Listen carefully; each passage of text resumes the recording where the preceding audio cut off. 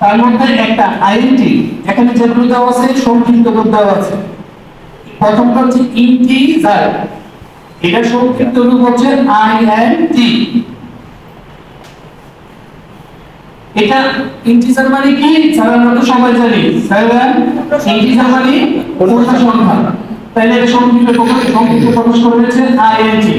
তারপর বলা আছে ফ্লোর। ফ্লোরটা আমরা জানি হলো কি ভগ্নাংশ। কোনো সংখ্যা ভগ্নাংশের সংখ্যা প্রকাশ করার জন্য কি ব্যবহার করা হয়? ফ্লোর। যেমন 5.00 25.50। আচ্ছা, হ্যালো ফ্লোর। এরপর আসেন স্টেজ, সরি স্ট্রিং। তারপর হবে স্ট্রিং।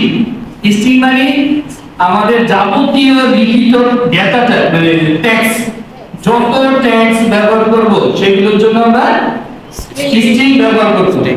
ঠিক আছে স্যার, এক কথায় যত টেক্সট আমরা ব্যবহার করব সেগুলোর জন্য আমরা স্ট্রিং ব্যবহার করব। আবার শেয়ার কালকে দেখাইছে যে গাণিতিক টার্মগুলো যখন আমরা ব্যবহার করি, ঠিক আছে, স্ট্রিং কখনো কখনো পাঁচে পাঁচে গুণ করলে 25 হয়ে যায়, আবার পাঁচে পাঁচে গুণ করলে যোগ করলে কত হবে?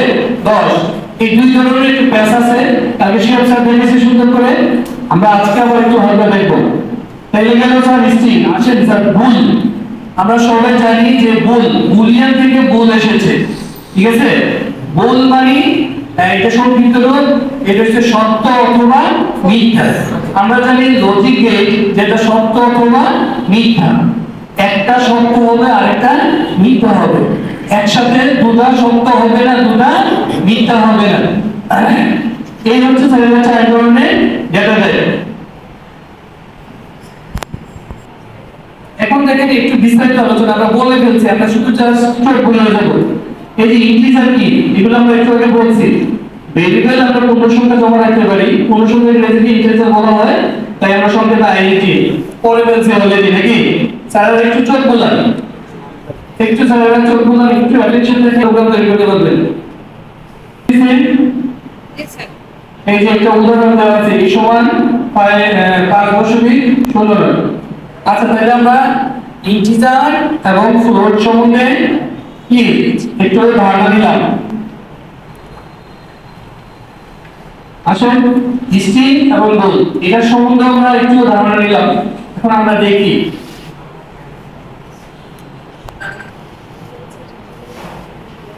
এই এখানে কিছু পরিচিতি আছে, কিছু কি বলে সিকোয়েন্স আছে।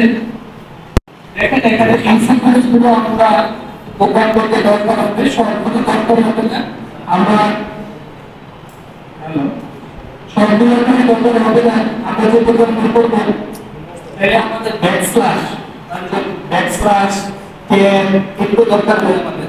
যে একটা লাইন থেকে দ্বিতীয়টাতে চাইতে হলে আমাকে কি দিতে হবে? ব্যাকস্ল্যাশ দিতে হবে, ব্যাকস্ল্যাশ n। তো এই ব্যাকস্ল্যাশ